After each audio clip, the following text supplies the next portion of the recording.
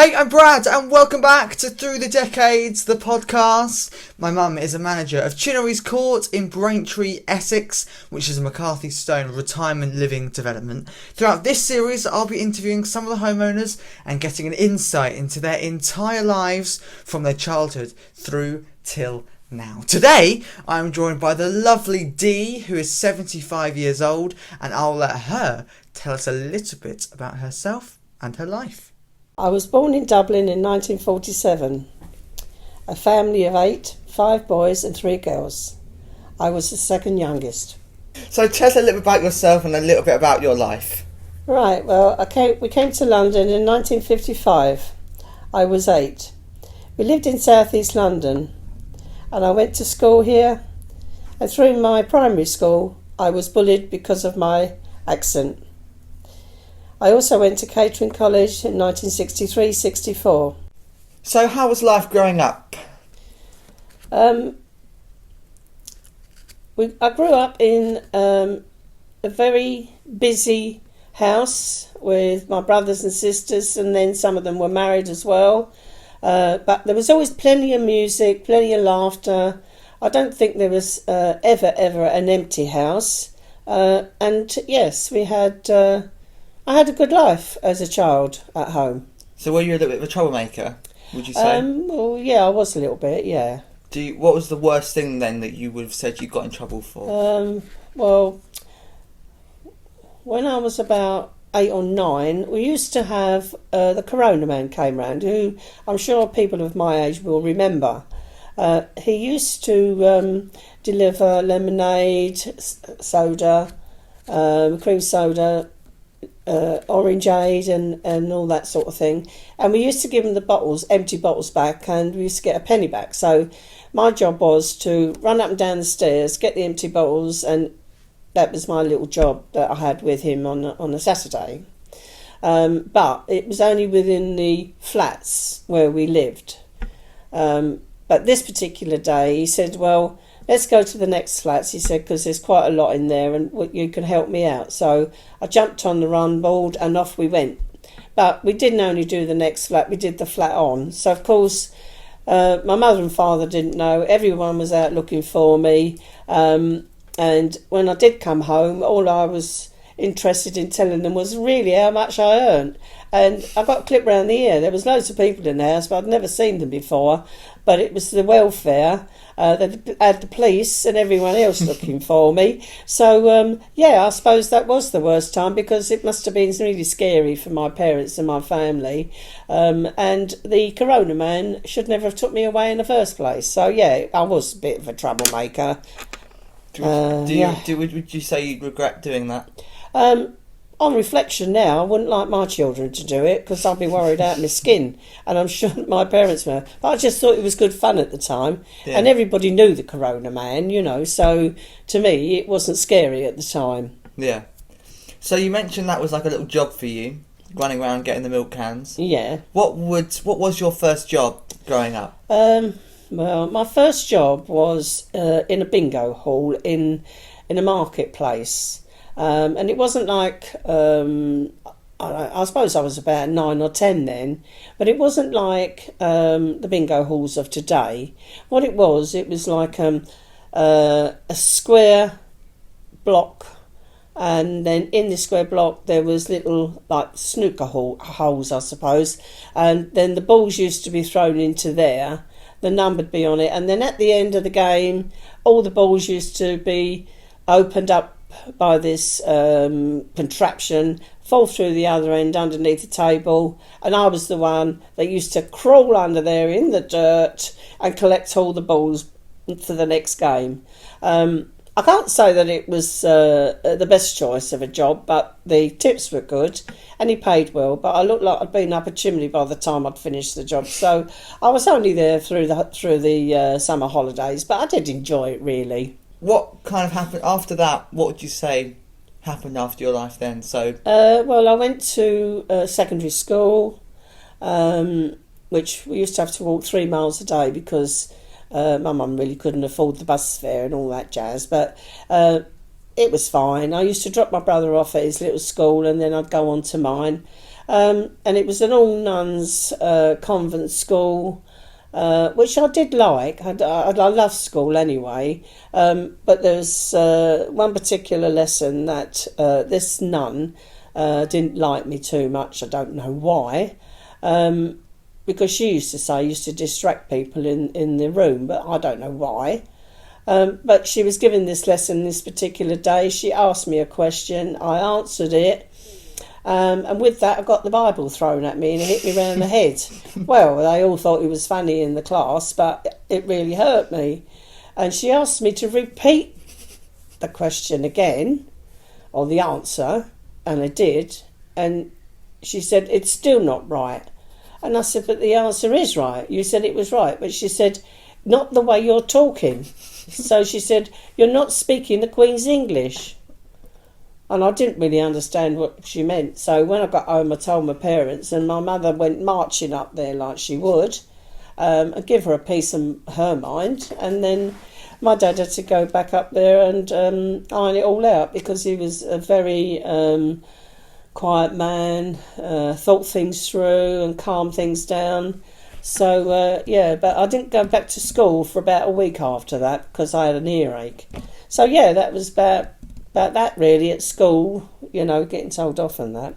So once you left school, where did you kind of go? You went to catering college? I went to catering college after that. I did a year. And then I went out working. I worked as a silver service waitress in the city with my two sisters and my mum. And then I did another 2 years there. I also worked in the kitchens, which I really liked. And then I had a little break from that. And then I think I went back there and worked after a while. But I worked mainly on the banquets in the evening. So that was sort of the build-up to the start of my catering working career, if you like.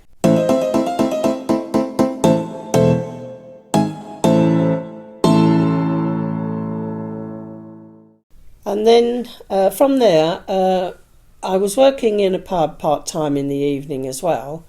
So that's where I met my husband-to-be. And after about a year, we decided to get married. He was also interested in having a pub. So we got a pub together in South East London. We made it a very busy pub. We made it our own. We had music. We had food.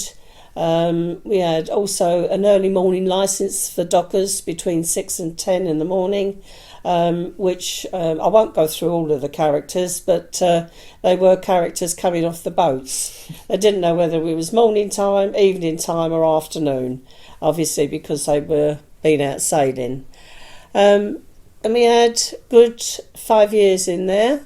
I had my children, and then after that he ran off with the bank manager, who was a female obviously, but our marriage came to an end then.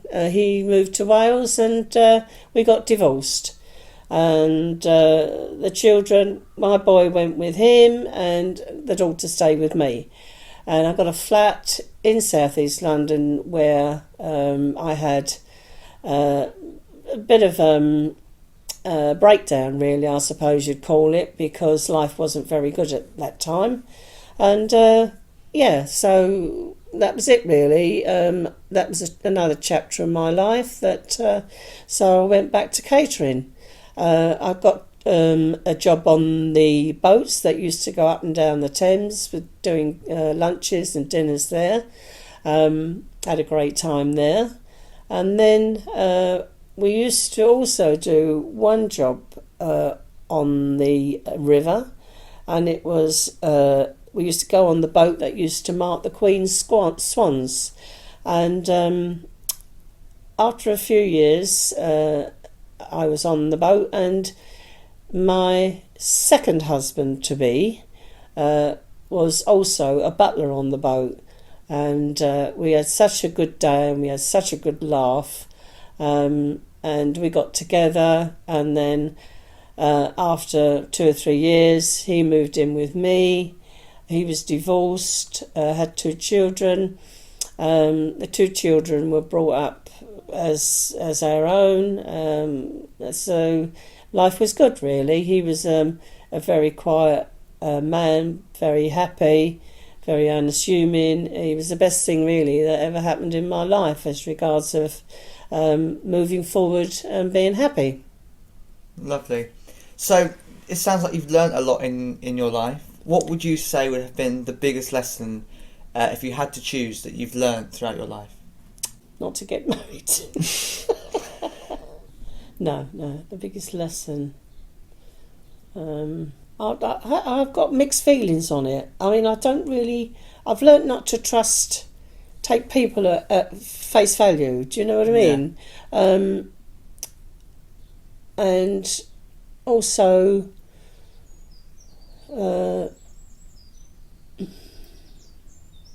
you've got to deal with life. That everything's thrown at you. You just got to deal with it, and try and cope with it all, and then try and make sense of it and move on, and not harbour, old things that have happened in the past that you can't really fix.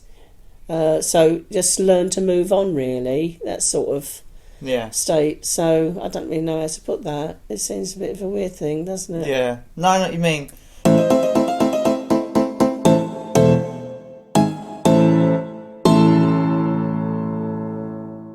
A lot's happened in your life, but if you could go back to any age or any year, what would that be, and why?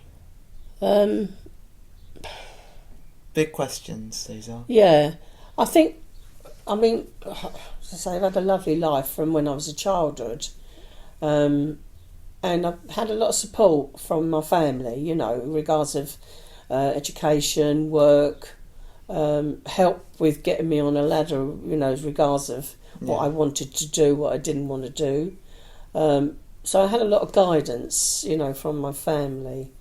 That wasn't forced on me. It was what I wanted to do, and they gave me all the help as regards of that, which moulded, I suppose, the rest of my life, really, because the trade that I wanted to go into, although it was hard, it was what I wanted to do, because I think we all, as a family, always worked hard. All of us worked in the house. Yeah. The happiest time in my life was when I had my children. Yeah.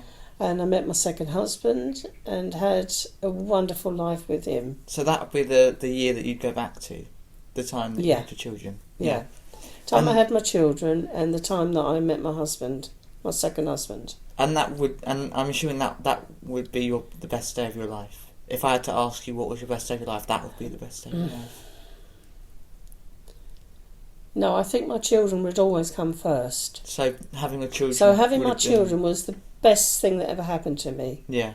Right, not the best day of my life. The best day of my life is when I married my second husband. Yeah. Or when I met him. Yeah.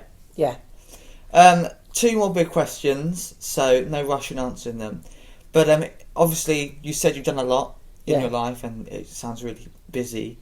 But what would you say you're most proud of? So looking back at your life, if you had to say, I'm really proud that I did that, or I'm really proud that I got to do that. I don't know, from all the catering that I learnt along the way, when I met my second husband, he was already a butler, and I worked as they call them casuals, but I worked part-time, if you like, for the livery companies, which are they call them the 12 Greats of the City of London, and they're all got names. So there's like the Grocers' Company, the Mercer's Company, the Tailors' Company, the Fishmongers, and they're all charity hierarchy, and they do a lot of catering, obviously, to raise funds for different charities, things like that. So after I met, or even before I met my second husband, I was working in the livery companies, and the livery companies are a very prestigious company to work for. And one of the companies that I worked for asked me if I would take on the job as catering manager as regards of front and back of house, which I did. And I had 12 of the best years of my life in that catering company. And then they decided after 12 years, also my husband came to join me. He came there as a butler because the Telegraph, who he worked for, they closed down, they were taken over. So he came to work in the livery company with me, and he became a steward, which is that's quite a high position within the catering as well, because they do all the paperwork behind the scenes, wines and things like that. And so he became a wine expert with the grocers company, and used to buy wines to lay down that would increase in price. So he had to know what wines he was buying, that sort of thing. And then when they made everybody redundant, I thought, right, well, I'd just have a break now, you know. So I was only out of work a year, which I was glad of because I just took the break. And then I got a phone call from one of the catering people for the Crown Estate in Westminster, and they asked me if I'd like to go along for an interview. They needed an events organiser, so I went along there, and within a couple of hours they offered me the job because I fitted every criteria. I knew about the catering, I knew about organising, you know, so yeah, that's sort of, I fell into that, and it was good money. So I went to work for them, and it was just brilliant. It was a busy job, but again, working for the Queen, under the umbrella, not just me, you know, everybody, but it was nice to be able to go to different events that were organised through the company. So yeah, and then after that I retired.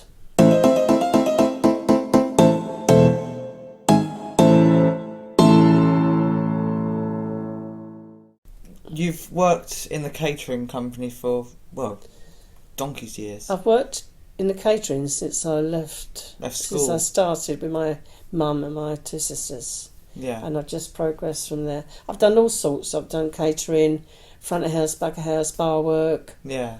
Boats, everything, you know. Yeah. So I've done a whole... that's why I didn't need any...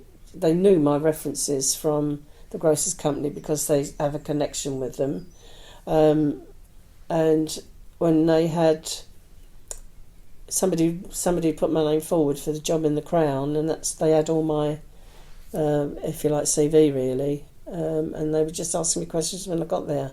Yeah. So it was a job within the catering, but different. Yeah. You know, because you had to organise it and organise the events that they were having. So you've worked in catering for a long, long time, or at least all my aspects, life, all my life. working life. So when you were younger, would you say that was your big dream, or did you have another big dream? No, I think by default, sometimes you fall into a job. Yeah.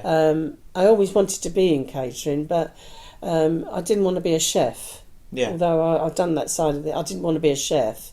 And when we had periods, like when we came out of the grocers, we started up a company of our own in catering, and we did like Ascot, we did all Chelmsford, Cheltenham, all the big races, you know. Yeah. We used to do them, and we used to do weddings. So we worked for ourselves for just over a year, and then I think the worst day of my life really was when my husband had a stroke. He was only 42.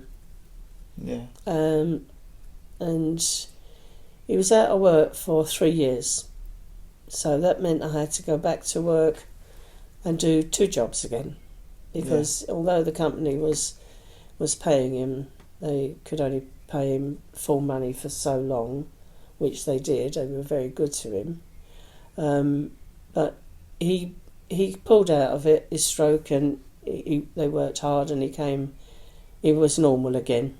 You know, but it was a big shock to think at that age, you know, that we hadn't really met one another that long and been together that long, that all of a sudden you got someone that's having a stroke, and it was a brain stroke. It was a bleed of the brain, so it was quite dangerous. So yeah, you know, I think we've all had sort of something like that in our life. So, you know, what's the worst day of your life? Well, I think that was.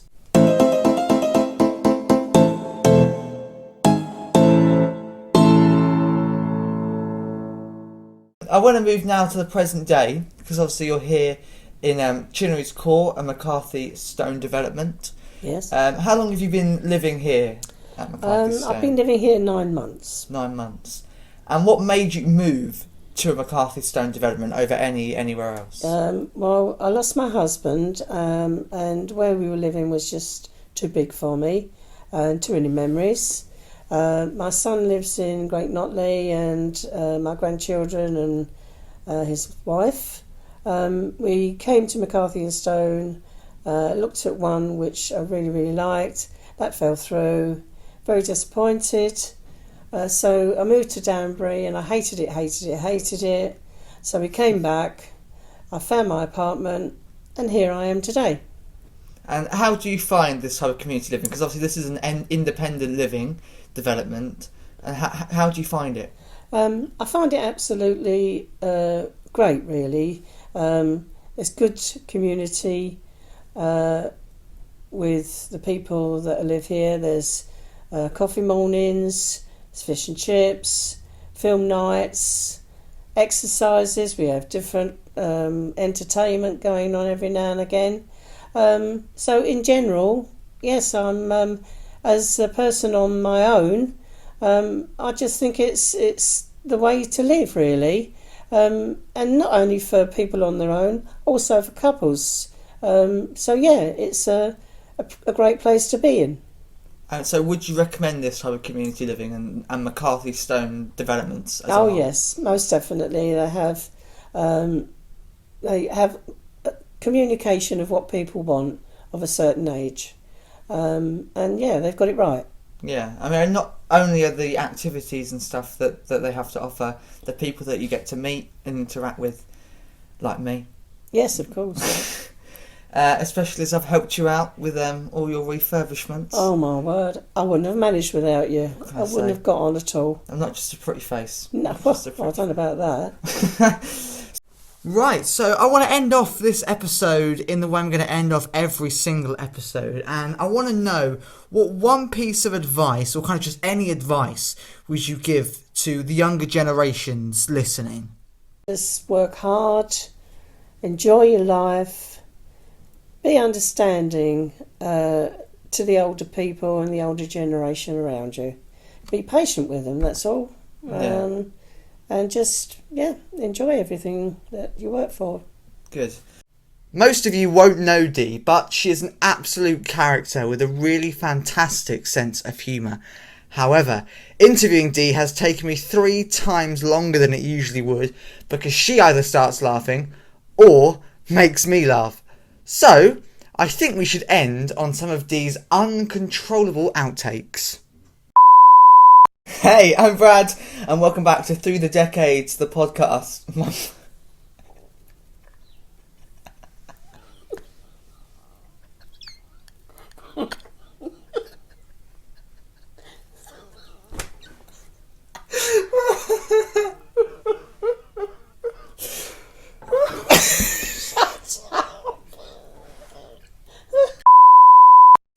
Hey, I'm Brad, and welcome back to Through the Decades, the podcast. My mum is a manager of Chinnery's Court in Braintree, which is a McCarthy Stone retirement living development.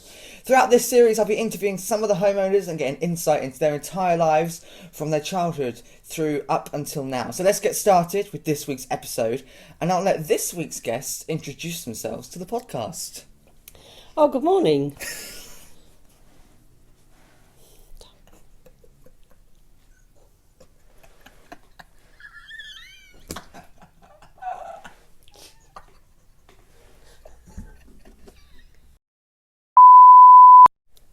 Hey, I'm Brad, and welcome to Through the Decades.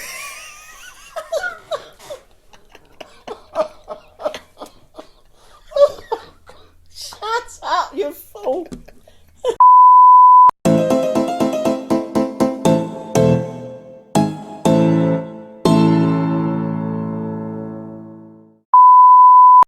Right, well, that is a lot for this week's episode. Thank you, Dee, for joining us and sharing your incredible tales. Make sure to join me next week with my guest, Jean, who will be here sharing her life stories through the decades. And of course, don't forget to save, share the podcast on Spotify or YouTube, and turn on the notifications to never miss an episode. Apart from that, I'll see you next week.